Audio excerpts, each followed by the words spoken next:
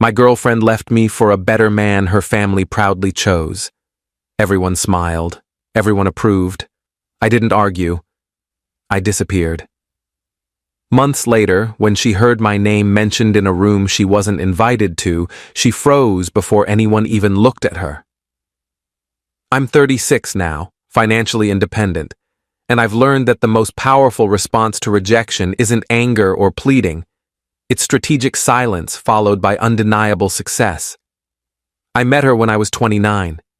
She was 26, came from old money, the kind where family names open doors before you even knock. I was working as a freelance consultant, building my own practice from scratch, making decent money, but nothing that would impress her social circle. We met at a gallery opening through a mutual acquaintance. She approached me first, actually. Said she liked that I was looking at the art instead of working the room. The first 18 months were everything you'd want. She was intelligent, had her own opinions, seemed genuinely uninterested in her family's wealth. We'd spend Saturdays at farmers' markets, hiking trails, dive bars with live music. She never made me feel inadequate. When I met her family around month 8, I knew I was being evaluated, but I thought I'd passed when her father shook my hand and said I seemed grounded. Turned out, grounded was code for limited potential. Her family owned commercial real estate across 3 states. Her father had inherited a portfolio and tripled it. Her mother came from similar wealth, spent her time on non-profit boards and society committees. Her older sister had married a venture capitalist. Her younger brother was being groomed to take over the family business. Then there was me, self-employed consultant with clients but no firm, good income but no generational wealth, college educated but from a state school, not the private institutions they all attended. My parents were both teachers, comfortable middle class, proud of their work, but nobody who'd make it into their social register. The first year, they tolerated me. Polite conversations at family dinners, perfunctory questions about my work. No outright hostility, just a cool distance that never warmed, no matter how many times I showed up. Around month 20, things shifted. Her father started mentioning a family friend's son. Guy who'd gone to school with her brother, worked in finance, came from a similar background. He'd recently moved back to the area. You should reconnect with him, her father would say at dinners. He's doing very well for himself, managing a fund now. My girlfriend would change the subject, visibly uncomfortable. I'd pretend not to notice the subtext. The guy started appearing at family events. Always polite to me, never overtly competitive, but his presence was clearly orchestrated. Her parents would light up when he arrived. Her mother would find reasons to seat him next to my girlfriend at dinners. Her father would engage him in lengthy conversations about markets and opportunities, while I sat there with nothing to contribute. One night, after a particularly painful family dinner, where I'd essentially been ignored for 3 hours while this guy held court, I brought it up on the drive home. They're pushing him on you pretty hard. I know. It's embarrassing. I've told them to stop. Have you, though? Because it keeps happening. What do you want me to do? 'Cause a scene at family dinner? I want you to set a boundary. Tell them you're with me, and their matchmaking is disrespectful. I have told them that. They just don't listen. Then maybe you need to be louder. She went quiet. That was the first time I realized she might not fight as hard for us as I would. Over the next 6 months, the pressure intensified. Her family started making comments about my career trajectory. Still consulting? No interest in building something more permanent? Her mother would ask about my 5-year plan, my retirement strategy, my thoughts on investment properties. They weren't subtle. They were auditing me and finding me insufficient. My girlfriend started pulling away, canceled plans more frequently, took longer to respond to messages, seemed distracted when we were together.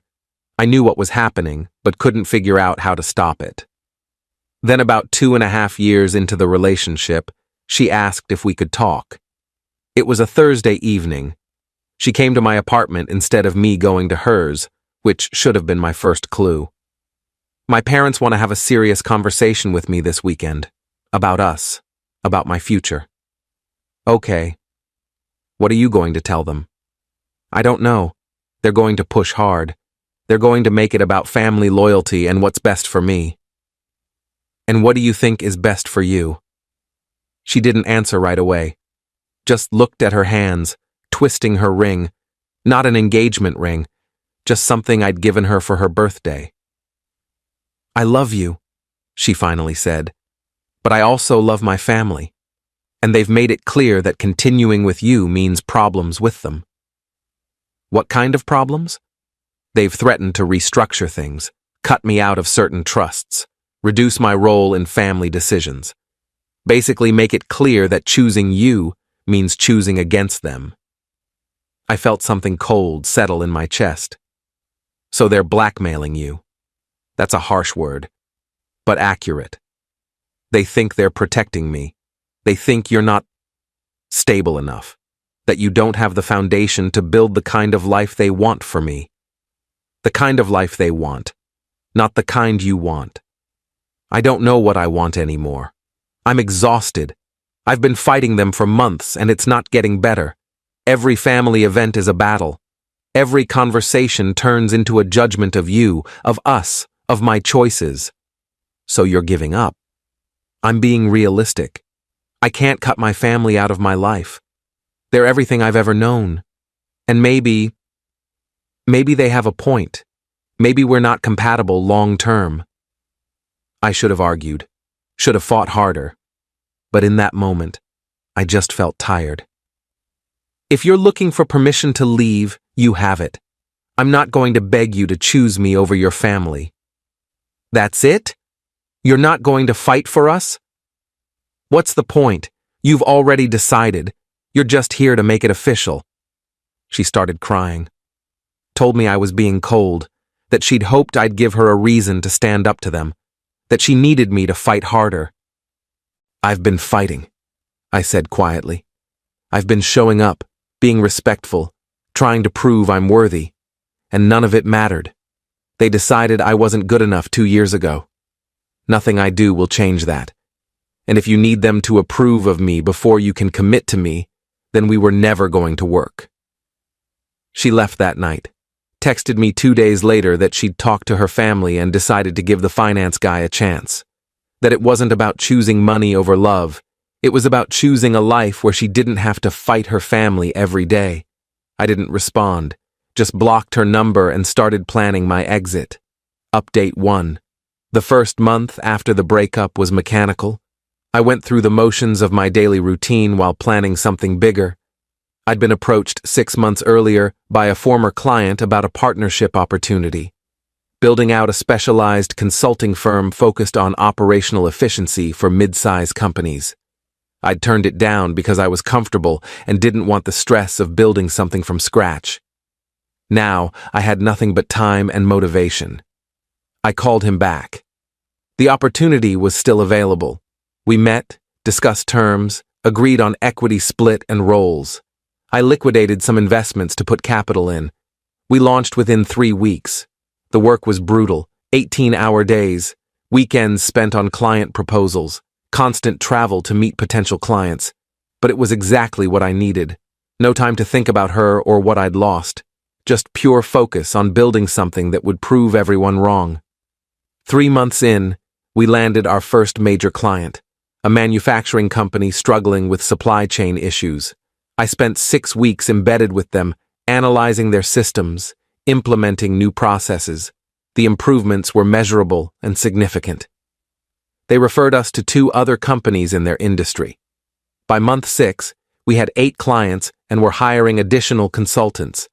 By month 9, we were profitable and turning away work because we couldn't scale fast enough. I stopped checking social media, stopped asking mutual friends about her, stopped caring what her family thought. Just worked. One of our consultants mentioned hearing that she'd gotten engaged to the finance guy. 6 months after leaving me, she was planning a wedding. I felt nothing. Just nodded and went back to reviewing a client proposal. Update 2. About 10 months after the breakup, we got approached by a private equity firm. They'd been tracking our growth, liked our model, wanted to discuss acquisition or investment. We met with them. They made an offer that would mean serious money, not generational wealth, but enough to change my life completely. My partner wanted to take it. I wanted to hold out, keep building. We compromised on an investment deal instead of acquisition. They got 30% equity, we kept control, and I got enough liquidity to never worry about money again. The deal closed right around the 1-year mark from the breakup. My parents cried when I told them the numbers. My dad, who'd taught high school history for 35 years, just kept shaking his head and saying he was proud of me. I bought a house. Nothing ostentatious, but nice. Good neighborhood, space for a home office, garage for the car I'd always wanted. I wasn't showing off, just finally living comfortably without stress. Around month 14, I got invited to speak at an industry conference. Someone had written a case study about our work with that first manufacturing client, and the conference organizers wanted me on a panel about operational transformation. The conference was in the same city where I'd lived with her, where her family was based. I almost declined, but my partner convinced me it was good exposure for the firm. I prepared my remarks, flew in 2 days early. The panel went better than expected. Afterward, several people approached me with questions, business cards, potential opportunities. I was in the middle of a conversation when someone called my name. It was an old acquaintance, someone I'd met through her, actually. Guy who'd been friendly enough but had clearly sided with her after the split.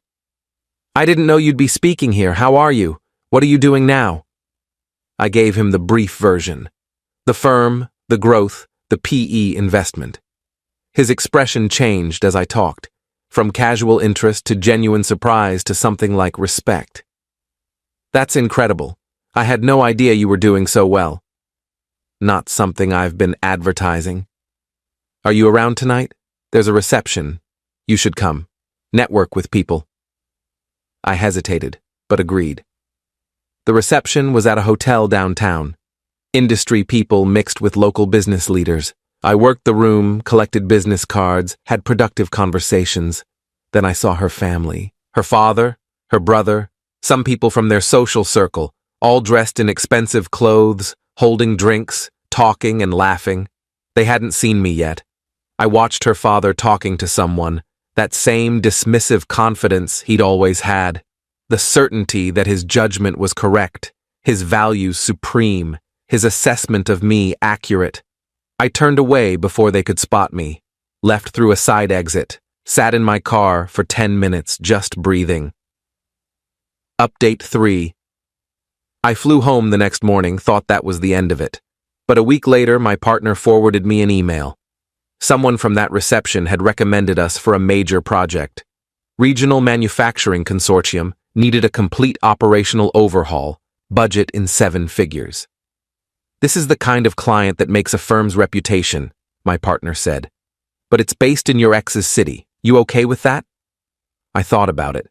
Thought about seeing her family again, potentially running into her, all the old wounds. Then I thought about the opportunity, the challenge, the validation. "I'm okay with it. Let's pursue it." We put together a proposal, flew back for presentations, won the contract. I was going to be spending significant time in that city over the next year. About 2 months into the project, I was having dinner with the consortium's director, discussing progress, building rapport. He mentioned he was on the board of a local business organization that her father was also part of. "Small world," I said neutrally. "You know him?" "We've met. Long time ago." He's stepped back from active involvement lately. Family issues, I heard. His daughter's marriage is apparently not going well. I didn't ask for details, just made a non-committal sound and changed the subject. But it stayed with me. Not with satisfaction or vindication, just with a kind of distant curiosity. 2 weeks later, I was at a business lunch, networking event for local executives. I walked in, scanned the room, and froze. She was there, across the room, talking to someone. She looked different. Thinner, tired. Her clothes were expensive, but she wore them like armor, not comfort. I started to leave, but the host saw me and called me over to his group, right near where she was standing. I couldn't avoid it without being obvious. So I walked over, joined the conversation, and pretended not to notice her 6 feet away. The host introduced me to his group, mentioned my firm, the Consortium Project. Someone asked questions about our growth strategy. I answered professionally, aware of her on the periphery of my vision. Then someone in her group mentioned looking for operational consulting. The host immediately jumped in. You should talk to him. His firm is doing incredible work. Very impressive growth trajectory. He gestured to me. Her group turned. She turned. Our eyes met for the first time in almost 2 years. Her face went completely pale. She opened her mouth, closed it, just stared. Someone in her group asked me a question. I answered it, professional and detached, gave them my card, continued the conversation like she wasn't there. She excused herself after about 2 minutes. I watched her walk away, saw her hands shaking slightly as she set down her drink. The host leaned in. Was that awkward? You two know each other? Used to. Long time ago. Ah. Well, her husband works in finance. Apparently doing quite well, though I heard they're having issues. None of my business. Of course not. But between us, her family had very specific expectations for that marriage, created pressure that might not have been sustainable. I nodded, extracted myself from the conversation, and left shortly after.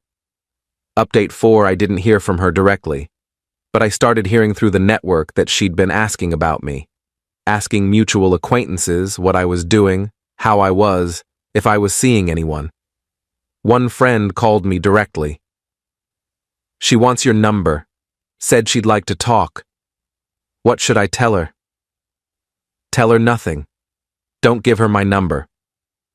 She seems really insistent. Said she needs closure or something. She got her closure 2 years ago when she chose her family over me. I'm not interested in revisiting that. The friend agreed and dropped it. But she kept trying. Showed up at another business event where she knew I'd be. Positioned herself near me, clearly hoping for interaction. I avoided her, stayed on the opposite side of the room, left early. Then about 4 months into the Consortium project, my partner got a call. Someone wanted to hire us for a family business consultation. When he looked into it, it was her family's real estate company. This feels like a setup, he said. The timing is too convenient. It probably is. What's the scope? Operational review of their property management systems. Good money, but given the history, turn it down, politely. Say we're at capacity with current projects. He did. We got a follow-up call from her father directly. My partner took it, listened to him try to sweeten the deal, then firmly declined, citing conflicts of interest. He wasn't happy, my partner told me. Tried to insist it was purely professional. When I held firm, he asked if your personal feelings were affecting business decisions. What did you say? That we don't take on clients where prior personal relationships could complicate the work. He hung up pretty quickly after that. About a week later, I got an email from her. Not to my personal address. She didn't have that. To my work email, which was public on our website. I know you don't want to hear from me. I understand why. But I need you to know that leaving you was the biggest mistake of my life. I've spent 2 years in a marriage that looks perfect from the outside and is empty inside. I chose security over happiness, and I regret it every single day. I don't expect forgiveness. I don't expect a second chance.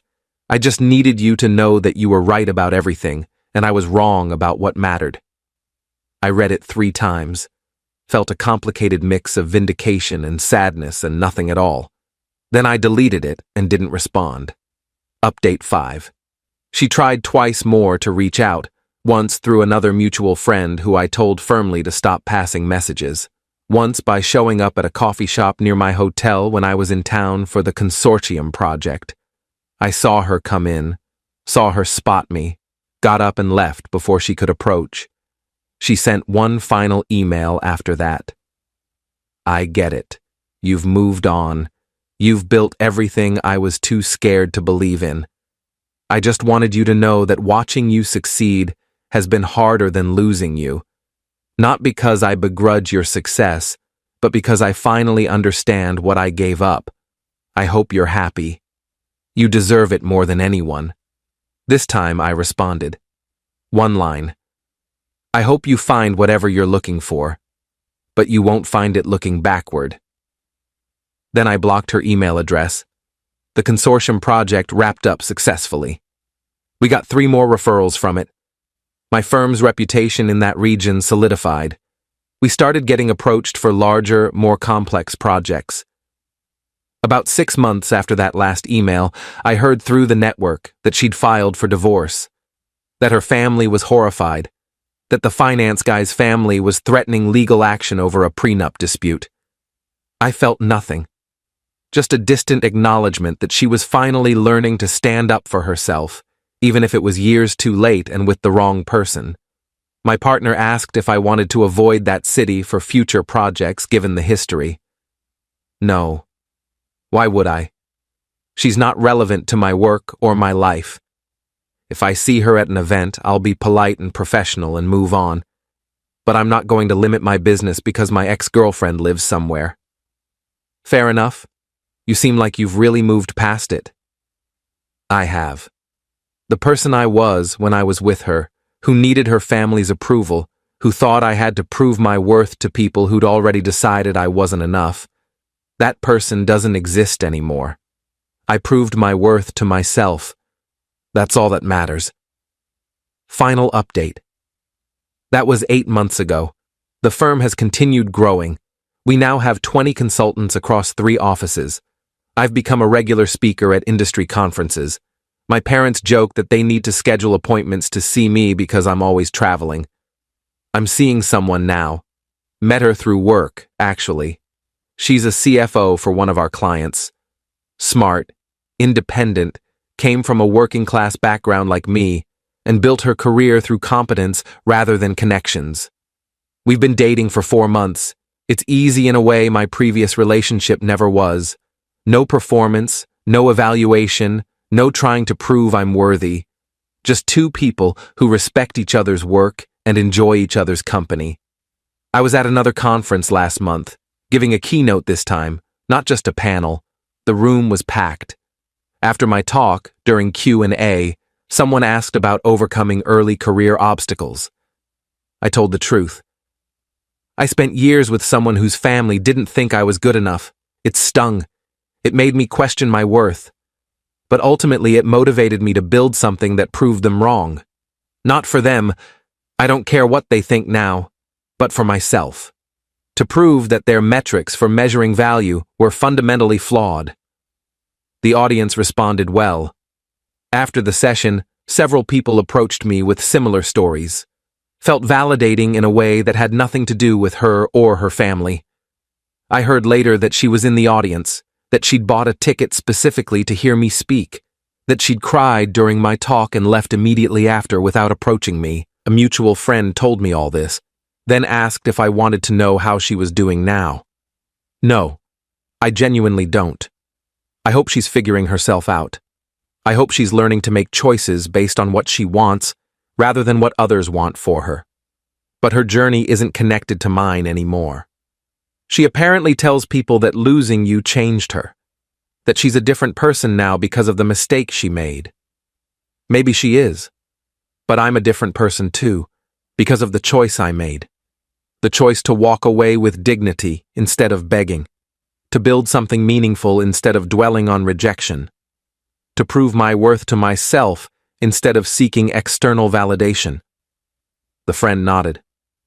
For what it's worth, I think you handled it perfectly. You didn't get bitter, you got better. I shrugged. I got busy. The getting better was just a side effect. My current girlfriend knows the whole story. I told her early on, not as a warning but as context. She appreciated the honesty. Do you ever wonder what would have happened if she'd chosen you? She asked once. Sometimes, but honestly, I think we would have struggled. Her family's pressure wouldn't have stopped. She wasn't strong enough to fully separate from their influence. Eventually, that weakness would have shown up in other ways. I loved who I thought she was, but I was wrong about who she actually was. And now? Now I'm with someone who chose her own path despite pressure, who built her career on merit, who doesn't need anyone's approval to validate her choices. That's the difference. She kissed me. Good answer. I still work in that city sometimes. Still see people from her social circle at events. Her family's name still comes up in business contexts. I'm always professional, always cordial, never personal. Last month, her father was at an event where I was speaking. He stayed for my entire presentation, approached me afterward. Impressive work, very impressive. I may have misjudged your potential. I looked at him. This man who'd dismissed me, who'd orchestrated my replacement, who'd pressured his daughter into choosing their approval over her happiness. I appreciate you saying that. But your judgment doesn't define me. It never did. His expression tightened. He nodded once and walked away. I watched him go and felt absolutely nothing. No vindication, no anger, no need for his approval. Just complete indifference. That's when I knew I'd truly moved on. Not when I stopped thinking about her. Not when I succeeded professionally, but when the people who dismissed me became irrelevant to my sense of self-worth. She chose security and approval. I chose dignity and autonomy. We both live with those choices now. The difference is I'd make mine again without hesitation. And from what I hear, she's still wondering if hers was worth it.